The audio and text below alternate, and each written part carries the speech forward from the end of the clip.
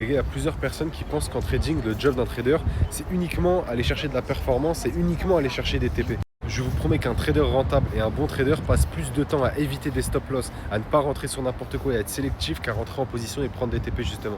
Je vais vous donner un exemple. Le mois dernier, le mois de février, j'ai pris uniquement 7 positions tout le long du mois. J'ai fini mon mois à 8 R. Donc c'est un très bon mois. Si je risquais 1%, j'aurais fait 8%, j'aurais validé la plupart des phases 1 de n'importe quel prop firme. Retenez bien les gars, le trading, à chaque fois je vous le répète, c'est une science de constatation. Il y a plusieurs confirmations, plusieurs indicateurs qui nous indiquent quelque chose, on est dans le flux, etc. Et à partir de ce moment-là, on rentre en position.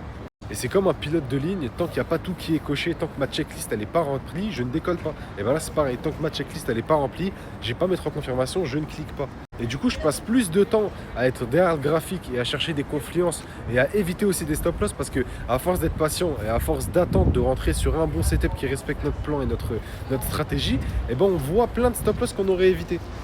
Je vous jure que c'est satisfaisant d'avoir juste la vision. Là, par exemple, hier, je ne me suis pas fait déclencher pour juste 2 petits points. Et bah, c'est pas grave. Je sais que sur le long terme, si j'applique la même chose, je serai rentable. Et bah, c'est pareil quand on évite des stop loss. C'est satisfaisant de voir qu'une personne qui trade l'OPR de manière classique, comme si c'était un outil miracle, va prendre une cassure de l'OPR, va se faire SL parce qu'elle n'a pas vu qu'il y avait une grosse zone de polarité au-dessus et un gros niveau FIBO. Et bah, moi, je vais attendre la cassure de cette zone-là pour rentrer sur le niveau FIBO pour avoir les deux confirmations avec moi.